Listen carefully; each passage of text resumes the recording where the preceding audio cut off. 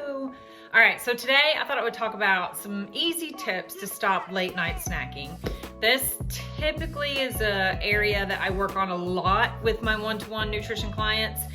They will get to the end of the day, it was a hard day at work, especially now with all the kids in NTI. So you're homeschooling the kid, you're having to get your work done. Then if the kids got places to run afterwards, for those of us that the kids are still involved in sports or activities or whatever it may be. And so by the time you're done and you finally get to decompress at the end of the day, the kids are done in bed, whatever it may be, you find yourself snacking. You find yourself going and standing in front of the pantry, just looking at food and deciding what it is that you're gonna eat, which is a form of binging.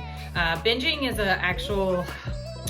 it comprises a large variety of behaviors when it comes to food relationships, and mindless eating is one of the forms of binging. So it's something that you definitely want to get a hold of and figure out why you're doing it. What is the reasoning? Whether it's stress, you're tired, you don't want to think anymore about anything, so you just resort to snacking on food. Whatever that behavior is, until you address it, it's not going to change. So you have to confront it, address it, make it real that this is a behavior, especially if you're putting on weight and you continue to put on weight.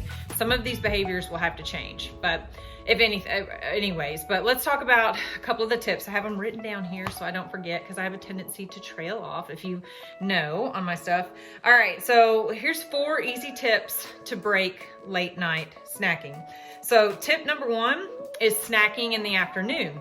A lot of women go from lunch to dinner not eating anything, and that's what I was talking about just a minute ago. You're on the go.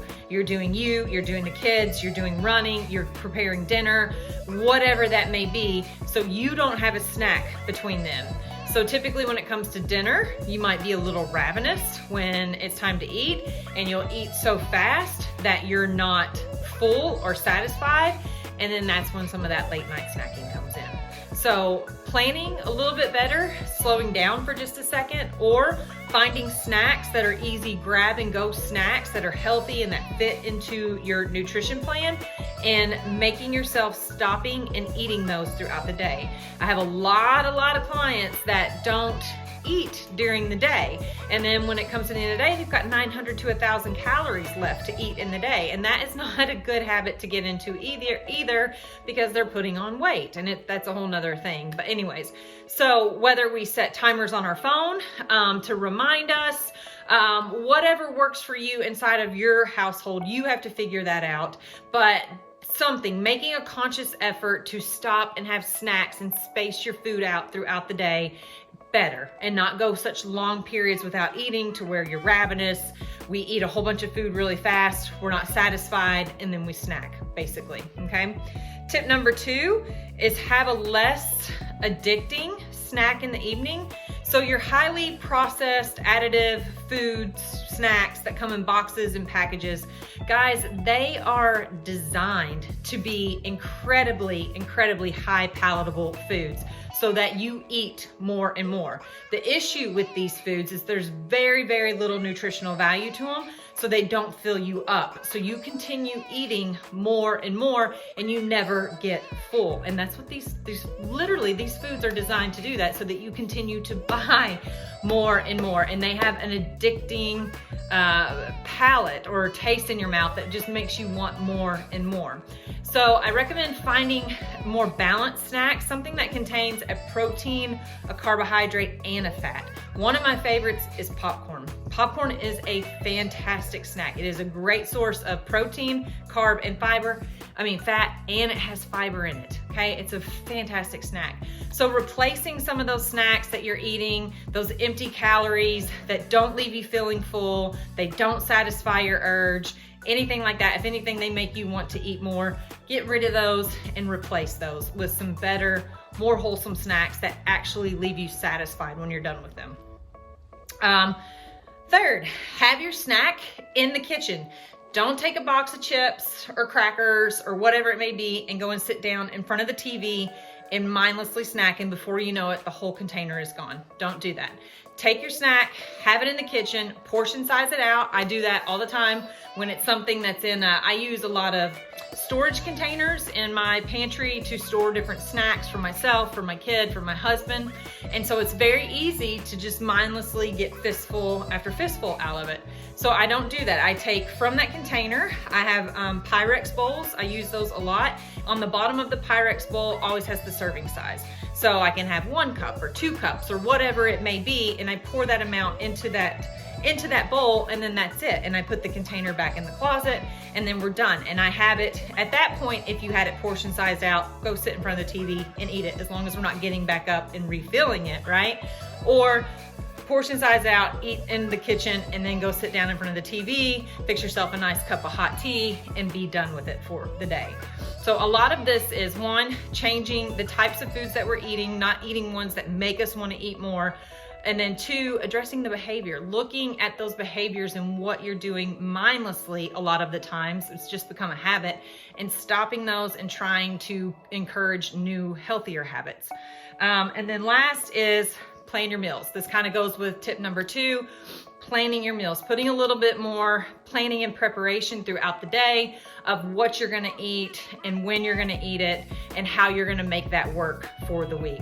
I'm a big proponent, obviously, of doing meal planning. It sets you up for success throughout the week.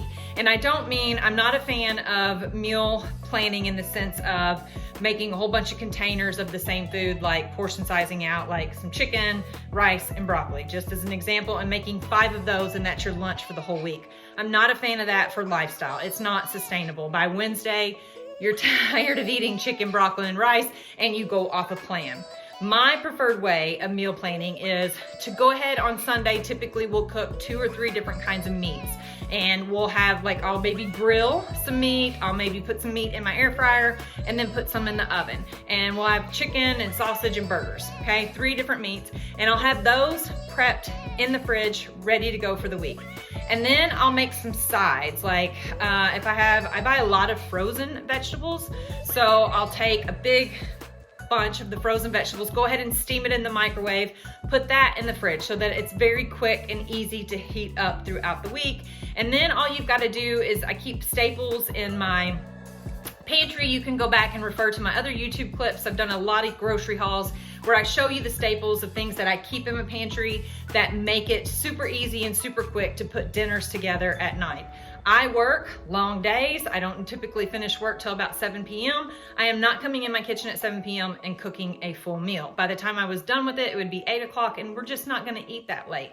So I always prep, have meats in the fridge, have some kind of veggies or something prepped in the fridge, and then in my pantry, I have like the 90-second heat up rices, or heat up a can of beans, or another vegetable that we do, or potatoes, throw them in the air fryer, whatever it may be. We make things simple and easy on us throughout the week, and it takes off so much stress throughout the week if you just take a little bit of time on your weekend or whatever day of the week works for you to plan for your week.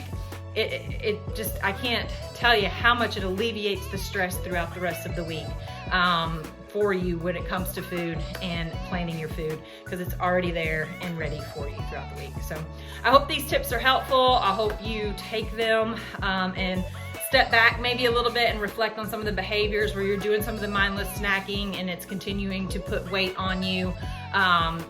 Those lots of unaccounted calories. It's very, very easy to consume 500, 600, 700, 800 calories of mindless snacking in a day. So I hope these are helpful, and I'll see you guys on the next clip. Bye.